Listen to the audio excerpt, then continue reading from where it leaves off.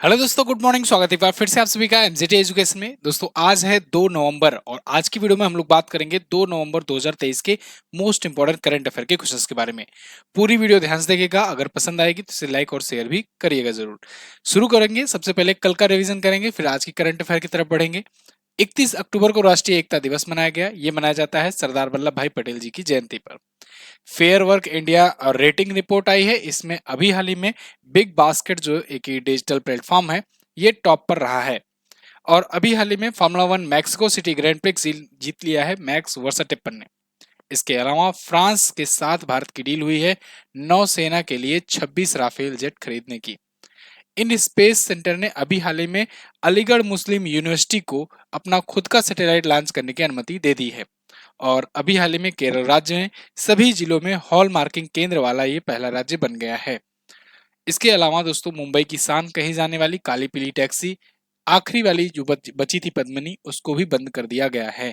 ये 60 वर्षों से सेवा दे रही थी। लियोनेल मेसी को अभी 8वीं बार बैलन डियोर का खिताब मिला है, यानी सर्वश्रेष्ठ फुटबॉलर का खिताब मिला है।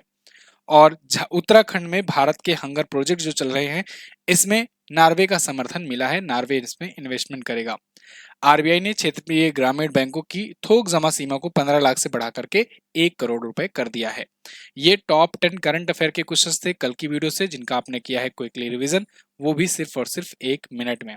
अब बात करेंगे आज की करंट अफेयर की, लेकिन क्विज और पीडीएफ भी आपको दी जाती है, तो क्विज और पीडीएफ बिल्कुल फ्री में आप जाकर एमजीटी ऐप से डेली का डेली प्राप्त कर सकते हो।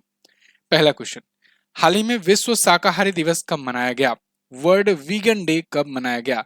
ध्यान रहे, ये वीगन वाला शाकाहारी है। शाकाहारी भी दो टाइप से होते हैं, तो ये जो वीगन वाला है ये अभी मनाया गया 1 नवंबर को, विश्व शाकाहारी दिवस। अब ये कहो, वीगन और वेजिटेरियन दोनों में अंतर क्या होता है? शाकाहारी तो दोनों सुनते हो आप। वेजिटेरियन वो होता है जिसमें कि आप मांस मच्छी मत खाओ, बाकी जितने भी शाकाहारी चीजें हैं वो सब चीजें खा सकते हो। मतलब कि शाकाहारी में आप साग सब्जियां भी खाओ, दूध भी खाओ, दूध के बने जो भी प्रोडक्ट है वो भी सब खाओ। अंडे भी इसमें शामिल किए जाते हैं, अंडे भी शाकाहार में शामिल किए जाते हैं। लेकिन वीगन डे जो होता है वो पूरी तरीके से वीगन होता है। वीगन मतलब कि पूरी तरीके से हरी सब्जियों या हरे फलों पर आधारित होता है। हरे पीले फल मतलब फल और सब्जियों पर ही आधारित होता है। उसमें किसी भी प्रकार का जीव से रिलेटेड कोई भी उत्पाद शामिल नहीं होता है। यानी कि अगर आप वीगन हो तो मतलब आप अंडा भी नहीं खाओगे और दूध के भी बने कोई भी प्रोडक्ट का इस्तेमाल नहीं करोगे, चाहे वो घी हो, दही हो, दूध हो, मट्ठा हो, कुछ भी नहीं। ठीक है, तो पूरी तरीके से वीगन। तो ये वीगन रहने के लिए, इसके बारे में, इसके महत्व के बारे में बताने के लिए दिवस मनाया जाता है। चलो, तो ये वीगन डे है। वीगन के बारे में रहने के लिए बहुत सारे लोग रहते हैं वीगन, तो उनके बारे में, उनके महत्व के बारे में बताने के लिए ये दिवस मनाया जाता है। फ्यूचर नॉर्मल, ये इस बार की इसकी थीम रखी गई है। इसकी शुरुआत 1994 से हुई, इंग्लैंड से इसकी शुरुआत की गई है। आगे बढ़ते हैं। भारत और बांग्लादेश ने मिलकर किस डेवलपमेंट प्रोजेक्ट का उद्घाटन किया है? अभी इंडिया और बांग्लादेश के बीच में 3 महत्वपूर्ण प्रोजेक्ट्स पर समझौते हुए हैं। ये 3 महत्वपूर्ण प्रोजेक्ट का उद्घाटन किया गया है। पीएम मोदी जी वहां की जो प्राइम मिनिस्टर हैं शेख हसीना, उनके साथ वर्चुअली मीटिंग की। यहाँ पर तो पुरानी तस्वीर है। वर्चुअली मीटिंग की और वर्चुअली ही ये तीनों प्रोजेक्ट्स का उद्घाटन किया गया है। 3 प्रोजेक्ट कौन कौन से हैं? Akhaura Agartala cross border rail link, यानी रेल के थ्रू लिंक होगा भारत और बांग्लादेश के बीच में। Mongla port rail link line और मैत्री super thermal power plant unit 2। तो ये 3 प्रोजेक्ट जो है इसका उद्घाटन किया गया। उपरोक्त सभी ऑप्शन आपका करेक्ट हो जाएगा। एक एक करके आप देख सकते हो तीनों। तो यहाँ पर तीनों के नाम भी मैंने लिख दिए हैं। Akhaura Agartala cross border rail link का मतलब हुआ कि बांग्लादेश के अखौरा से लेकर के भारत के त्रिपुरा की राजधानी अगरतला को जोड़ने वाली एक क्रॉस बॉर्डर रेल लिंक सेवा शुरू की गई है। ऐसे ही मोंगला पोर्ट रेल लाइन शुरू की गई है, ये भी भारत और बांग्लादेश को जोड़ेगी। और मैत्री नाम का super thermal power plant unit 2 का भी उद्घाटन किया गया है।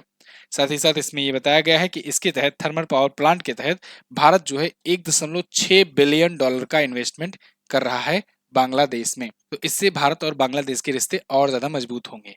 अब देखो, इंडिया है, ये है अपना प्यारा भारत। यहाँ पर आपको दिख जाएगा बांग्लादेश। ये जो आपको छोटा सा ये देश दिख रहा है, ये है बांग्लादेश, है ना, इतना। तो ये जो बांग्लादेश है 1971 के युद्ध में इसे पूर्वी पाकिस्तान से अलग कराया गया था। और फिर ये एक नया देश बना, बांग्लादेश बना, भारत की अहम भूमिका रही। तो पीएम यहाँ की शेख हसीना है और यहाँ की मुद्रा होती है टका, यहाँ की राजधानी होती है ढाका। ओके, अगला है, हाल ही में भारतीय वायुसेना के द्वारा किस बाइसन लड़ाकू विमान को विदा किया गया? तो दोस्तों अभी हाल ही में मिग 21 बाइसन विमान को, बाइसन फाइटर जेट को विदा किया गया है। ये मिग 21 जो है ये काफी लंबे समय से, लगभग 6 दशकों से भारतीय वायुसेना को हेल्प दे रहा है, सेवाएं अपनी दे रहा है। तो अब धीरे धीरे करके इसको रिटायर किया जा रहा है। मिग 21 की जगह हम लोग सुखोई 30 MKI यूज करेंगे। तो धीरे धीरे अब इसकी रिटायरमेंट की प्रक्रिया शुरू हो चुकी है। 2025 की शुरुआत तक लक्ष्य रखा गया है कि सभी के सभी जितने भी यूज हो रहे हैं मिग 21 इनको हटा दिया जाए, यानी कि विदा कर दिया जाए। इन्होंने बहुत सारे युद्धों में भारत को काफी ज्यादा हेल्प भी किया, पाकिस्तान को काफी अच्छी धूल चटाई, पाकिस्तान से कई युद्ध में इसने भाग लिया था। लेकिन 6 दशकों की अपनी सेवा में ये बहुत बार एक्सीडेंट भी करा चुका है। ये इतने ज्यादा एक्सीडेंट कराता है, 400 से ज्यादा अभी तक इसके एक्सीडेंट के मामले आ चुके हैं। इसी वजह से इसे उड़ता हुआ ताबूत भी कहा जाता है। ताबूत मतलब समझ रहे हो ना, जो कब्र होता है, उड़ता हुआ ताबूत इसे कहा जाता है, इसीलिए क्योंकि ये बहुत ज्यादा इसका इंजन फेल होने की घटनाएं आती हैं। तो इसीलिए इसको जो है अब रिमूव किया जा रहा है, विदाई दी जा रही है इसको। अब इसकी जगह पर सुखोई 30 MKI और तेजस फाइटर जेट वगैरह होंगे। ओके, अच्छा दोस्तों, आप लोग के लिए टॉपिक वाइज की सीरीज शुरू की जा रही है। आज से ही ये टॉपिक वाइज करंट अफेयर की सीरीज होगी शुरू, आप लोग की डिमांड पर शुरू की जा रही है। और पहला चैप्टर मैंने सैन्य अभ्यास ही रखा हुआ है। सैन्य अभ्यास और रक्षा प्रतिरक्षा, यानी कि जो अभी जैसे ये क्वेश्चन अभी दिखा ना आपको, ये भी रक्षा प्रतिरक्षा से संबंधित क्वेश्चन था। ऐसे ही सैन्य अभ्यास और रक्षा प्रतिरक्षा का आज पहला चैप्टर होगा। और एक एक चैप्टर करके हम लोग दीपावली तक लगभग 10 चैप्टर को कवर करेंगे, जिसमें रक्षा प्रतिरक्षा, आयोजन, सम्मेलन, योजनाएं, महोत्सव, राष्ट्रीय घटनाएं, अब खेल खिलाड़ी और उसके बाद पुरस्कार, सम्मान, GI टैग वगैरह बहुत सारे ऐसे टॉपिक हैं। एक एक टॉपिक एक एक दिन लाइव क्लास के माध्यम से हम लोग करेंगे सॉल्व। कल मंथली करंट अफेयर की वीडियो आई हुई थी, क्लास हुई थी शाम को, उसको देख लीजिएगा। और आज से शाम को 6 बजे के आसपास, आज दिन में मैं एग्जैक्ट टाइम आपको बता दूंगा व्हाट्सएप चैनल पर, तो उतने बजे हर दिन आपको टॉपिक वाइज एक क्लास मिलेगी। लाइव क्लास होगी, क्वेश्चन आंसर फॉर्मेट में होगा, आप लोग की भी आंसर करना है, मैं भी यहाँ पर एक्सप्लेनेशन दूंगा और काफी मजा आएगा, काफी इंटरेस्टिंग रहेगी क्लास। ठीक है, तो आप लोग शाम को जुड़िएगा जरूर, हर दिन जुड़िए और इसको सपोर्ट कीजिए। आगे देखते हैं, हाल ही में किस देश में डॉक्टरों के लिए वन नेशन वन रजिस्ट्रेशन लागू करने की घोषणा हुई? तो दोस्तों ये भारत में ही हुई है। भारत सरकार ने अभी घोषणा की है कि डॉक्टरों के लिए भी वन नेशन वन रजिस्ट्रेशन शुरू किया जाएगा प्रक्रिया। यानी जितने भी डॉक्टर्स हैं जो MBBS किए हुए हैं उनको रजिस्टर किया जाएगा, वो पंजीकृत होंगे, उनकी एक आईडी होगी, एक यूनिक आईडी होगी।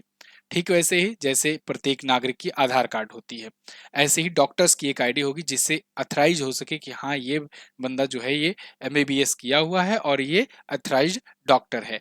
तो और इनका ट्रैक रिकॉर्ड भी रख पाएगी सरकार की, कितने डॉक्टर्स हैं हमारे देश में वगैरह वगैरह करके।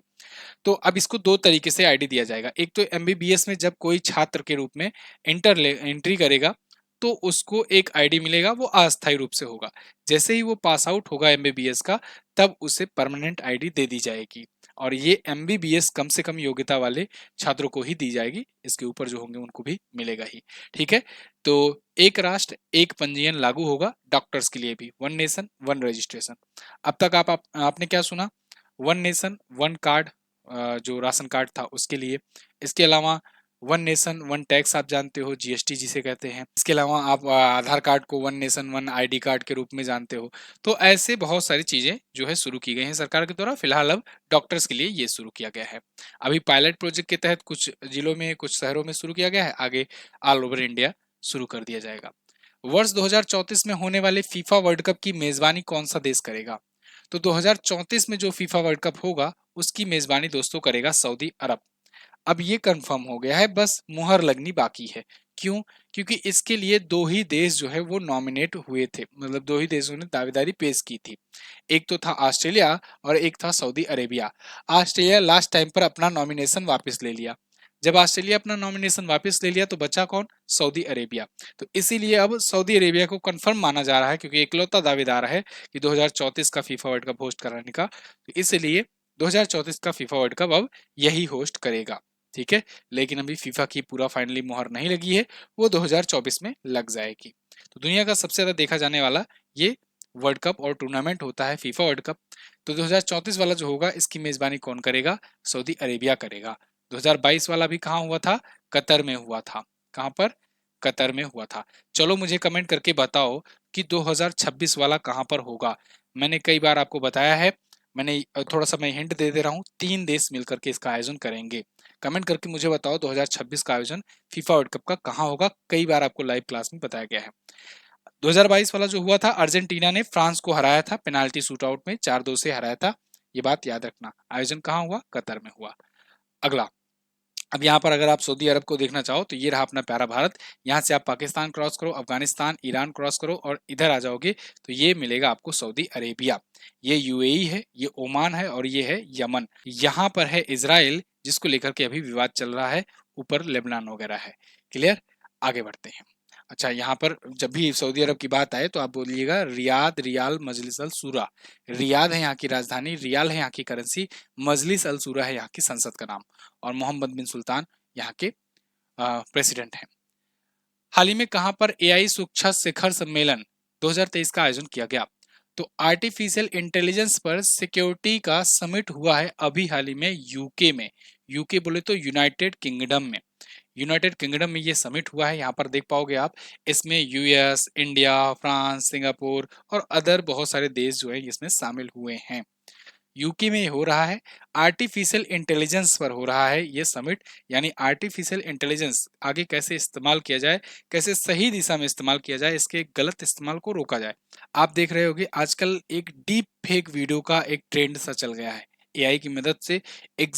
जो कोई राजनेता होता है, जो कोई पॉलिटिशियन होता है, खासकर क्योंकि उनके ज़्यादा व्यूज या वीडियोज वगैरह अवेलेबल होते हैं, और जो कोई भी सेलिब्रिटी होता है उनकी पुराने क्लिप्स को एक एक करके काट कर करके उनकी आवाज में बिल्कुल एक नई वीडियो बना दी जाती है।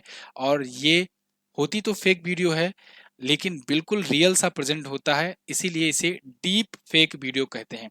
हो सकता है आपसे कभी कोई जिक्र करे, पूछे तो आप उसको समझा सकते हो इस चीज को, डीप फेक वीडियो किसे कहते हैं। तो फिलहाल ऋषि सुनक जी प्रधानमंत्री हैं वहां के, यूके के, उन्होंने इसकी अध्यक्षता की क्योंकि यूके ही इसकी मेजबानी कर रहा है। बैलेचली पार्क में ये आयोजित हुआ है 1 और 2 नवंबर को। तो आर्टिफिशियल इंटेलिजेंस की सिक्योरिटी को लेकर के ये शिखर सम्मेलन है। अगला, यहाँ पर अगर आप यूके के बारे में बात करो तो देखो, ये यूरोप दिखेगा, यूरोप में आपको ऊपर एक ब्रिटिश आइसल्स दिख जाएगा। यूरोप का मैप जब आप देखोगे तो उसमें आपको यहाँ तक की अगर मैं बात करूं कि ये वाला जो हिस्सा है, ये पूरा इतना हिस्सा, ये वाला जो हिस्सा है ना, ये कहलाता है यूके, यूनाइटेड किंगडम। इसमें आपको यहाँ पर दिख रहा है ये वाला हिस्सा जो, ये है इंग्लैंड। ये वाला हिस्सा जो दिख रहा है ये है बेल्स। यहाँ पर जो हिस्सा दिख रहा है ना, ये है स्कॉटलैंड। बाकी ये इंग्लैंड है। ठीक है, तो ये स्कॉटलैंड, इंग्लैंड और वेल्स को जोड़ दिया जाए तब बनता है यूके। लेकिन यहाँ पर आयरलैंड जो देश है, इसका अगर नॉर्दर्न एरिया भी जोड़ दिया जाता है इसमें, तो ये दोनों, ये प्लस ये बनकर के बन जाते हैं ब्रिटेन। ब्रिटेन, ठीक है ना। तो जब मैं ब्रिटेन की बात करूं तो उसमें नॉर्दर्न आयरलैंड भी आप समझिएगा। जब मैं यूके की बात करूं तो केवल इतना ही आप समझिएगा। ठीक है, इंग्लैंड की बात की जाए तो केवल इतना ही समझिएगा। हालांकि प्रधानमंत्री एक ही होते हैं, ऋषि सुनक है यहाँ के प्रधानमंत्री। क्लियर? चलिए, अगर आप हमसे पेड बैच पढ़ना चाहते हैं तो हमारे पेड बैचेस भी आते हैं, इनको आप ले सकते हो। बिहार एसएससी का बैच आया हुआ है, इसको आप ज्वाइन कर सकते हो। जीएस सफलता बैच ये तेजी से चल रहा है, इसको आप ज्वाइन कर सकते हो। इसके अलावा जो है ये कंप्लीट बैच आपका एसएससी जीडी का, दिल्ली पुलिस कांस्टेबल का, यूपीपी खाकी बैच का, ये सब का अवेलेबल है, आप इनको ज्वाइन कर सकते हो।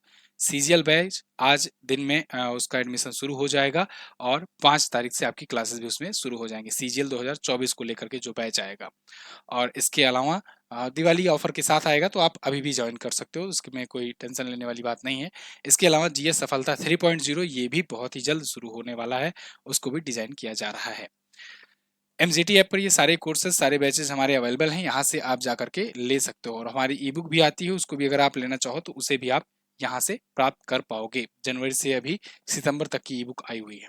अगला क्वेश्चन, हाल ही में wild life photographer of the year का पुरस्कार से किसे सम्मानित किया गया? तो wild life photographer of the year का पुरस्कार अभी मिला है विहान तल्या को। विहान तल्या दोस्तों, ये अंडर 10 कैटेगरी में पाए हुए हैं। ध्यान रहेगी ये बात, अंडर 10 कैटेगरी में, यानी 10 वर्ष से छोटे जो बच्चे होते हैं उनकी कैटेगरी में ये दिया गया है wild life photographer of the year का पुरस्कार। तो उसमें ये पाए हुए हैं, ऐसा नहीं है ओवरऑल कैटेगरी में पाए हुए हैं। ये जो है बेंगलुरु के हैं, बेंगलुरु का एक बच्चा है 10 साल के की उम्र का, तो उनको मिला हुआ है, ठीक है ना।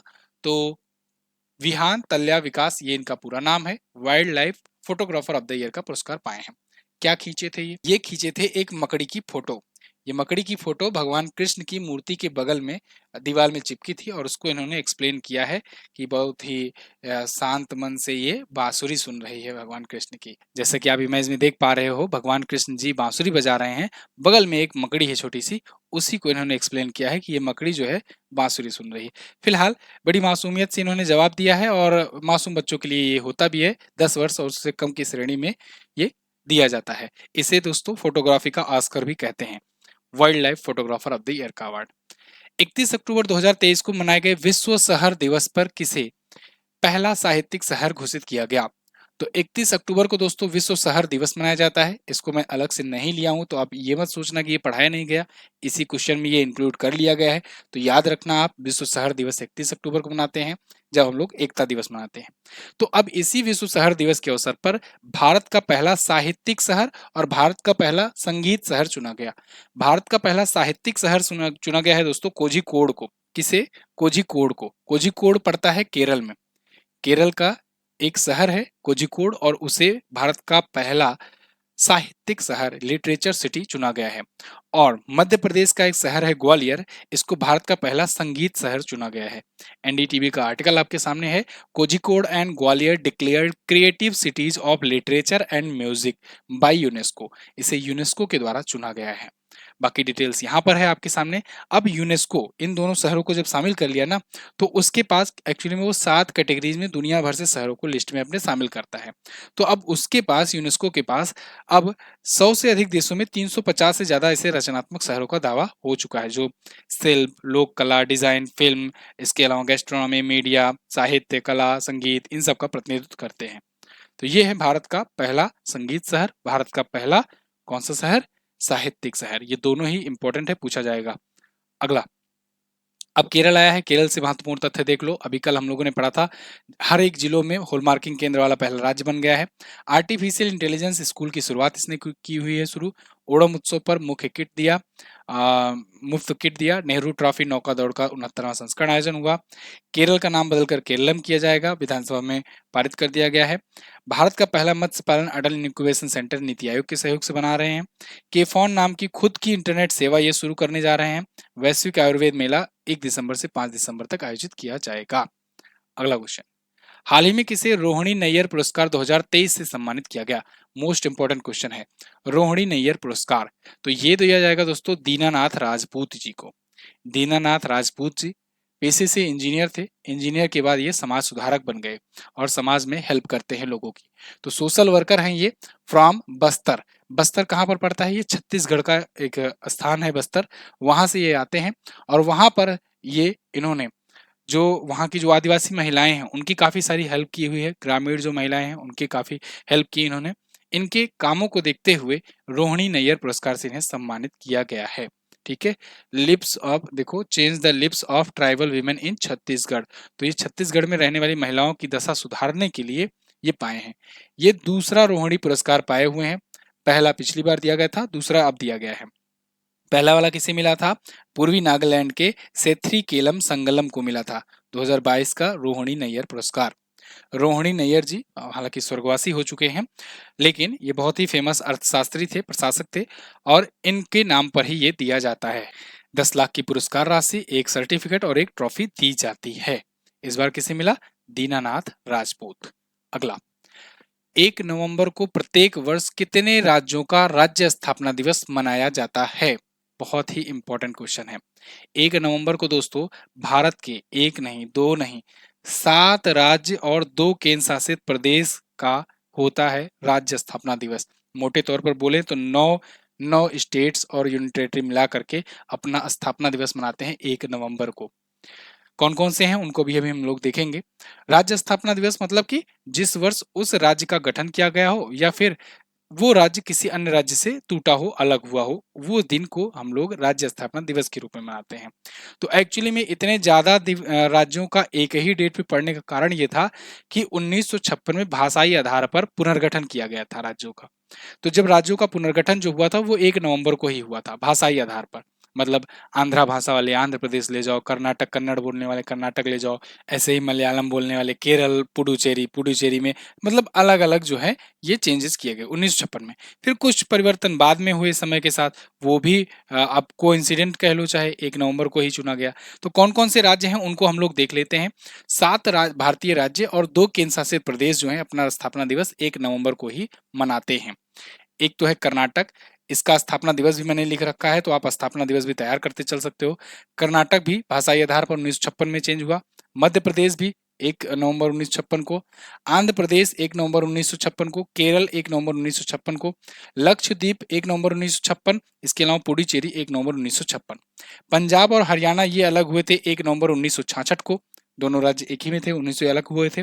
और छत्तीसगढ़ को 1 नवंबर सन 2000 को अलग किया गया था, ये मध्य प्रदेश से अलग हुआ था। ठीक है, तो इसीलिए छत्तीसगढ़ का भी स्थापना दिवस और मध्य प्रदेश का भी स्थापना दिवस एक ही तारीख को। उसके बाद में कुछ चीजें ऐसे बता दे रहा हूँ, उनको भी आप याद कर लो। जैसे 24 जनवरी होता है उत्तर प्रदेश का स्थापना दिवस। इसके अलावा आप 5 अगस्त कह सकते हो जम्मू कश्मीर के लिए। वैसे तो ऑफिशियल रूप से 31 अक्टूबर को जम्मू कश्मीर और लद्दाख को यूनियन टेरिटरी घोषित किया गया था, लेकिन आर्टिकल 370 5 अगस्त को हटाया गया था, तो वो आप वो कर सकते हो। और वहीं 1 नवंबर सन 2000 को जब छत्तीसगढ़ को हटाया गया, तो छत्तीसगढ़ को मतलब जब नया राज्य बनाया गया, तो इसी के बाद ये 26वां बना था। 27वां उत्तराखंड बना, 27वां उत्तराखंड ये 8 दिन बाद बना था, यानी 9 नवंबर को सन 2000 को। फिर इससे 6 दिन के बाद बिरसा मुंडा जी की जयंती आती है 15 नवंबर को, और फिर बिहार से अलग हो गया झारखंड। तो 3 राज्य और याद हो गए। फिर 2 जून 2014 को आंध्र प्रदेश से तेलंगाना अलग हुआ था, ये तो आपको याद ही होगा। इसके अलावा सिक्किम मैंने बताया है 16 मई 1975 को, तो 16 मई से आप सिक्किम याद रखेंगे। भारतीय डेंगू दिवस और सिक्किम जो है दोनों एक ही दिन मनाया जाता है स्थापना दिवस। ऐसे ही कुछ आप याद कर सकते हो। क्लियर? तो ये तो थे टॉप 10 करंट अफेयर के क्वेश्चंस आज के दिन से। आई होप आपको वीडियो पसंद आई होगी, समझ में आया होगा। अगर वीडियो इन्फॉर्मेटिव लगी है तो वीडियो को लाइक कर देना, यहाँ तक देखते आए हो तो लाइक जरूर कर देना, और चैनल को अगर सब्सक्राइब नहीं किया हो तो चैनल को सब्सक्राइब कर लेना। हमारा व्हाट्सएप चैनल भी है, आप व्हाट्सएप चैनल से जुड़ सकते हो। डिस्क्रिप्शन में या फिर पिन्ड कमेंट में जो सबसे टॉप वाला कमेंट है ना, उसमें लिंक दिया गया है व्हाट्सएप का, उसी पर टच करोगे तो तुरंत इसमें ज्वाइन हो जाओगे आप। व्हाट्सएप चैनल पर आपको वन लाइनर डेली भेजा जाता रहता है। दिन भर में जो भी नई नई अपडेट्स आती हैं, जो भी रिवीजन पॉइंट्स होते हैं, वो भी मैं इन पर शेयर कर देता हूँ। साथ ही साथ कौन सी क्लास आने वाली है, कौन सी क्लास कब होगी, ये सब का आपको यहाँ पर भेज दिया जाता है, तो आप इनसे प्राप्त कर सकते हो वो सूचनाएं। टेलीग्राम पर पीडीएफ भी भेजी जाती है, टेलीग्राम ज्वाइन कीजिए। कल मैंने क्वेश्चन पूछा था आपसे, प्रत्येक वर्ष राष्ट्रीय कैंसर जागरूकता दिवस कब मनाया जाता है? तो ये मनाया जाता है 7 नवंबर को। FATF का मुख्यालय कहाँ पर है? ये है पेरिस में। आज आपको क्या बताना है? आज आपको बताना है अलीगढ़ मुस्लिम यूनिवर्सिटी के संस्थापक कौन थे। बहुत ही इंपॉर्टेंट क्वेश्चन है, ये क्वेश्चन पूछा भी गया है एग्जाम में। अर्जेंटीना के स्टार फुटबॉलर लियोनल मेसी किस फुटबॉल क्लब की तरफ से खेलते हैं? कमेंट करके दोनों आंसर दीजिएगा, दोनों आंसर का इंतजार रहेगा। वीडियो कैसी लगी ये भी बताइए। मिलते हैं अगली वीडियो में, अगली क्लास में। शाम को भी मिलिएगा आप लोग, शाम को लाइव क्लासेस टॉपिक वाइज आज से शुरू की जा रही है। Thank you so much. Next video में मिलेंगे, तब तक के लिए नमस्कार, जय हिंद, वंदे मातरम।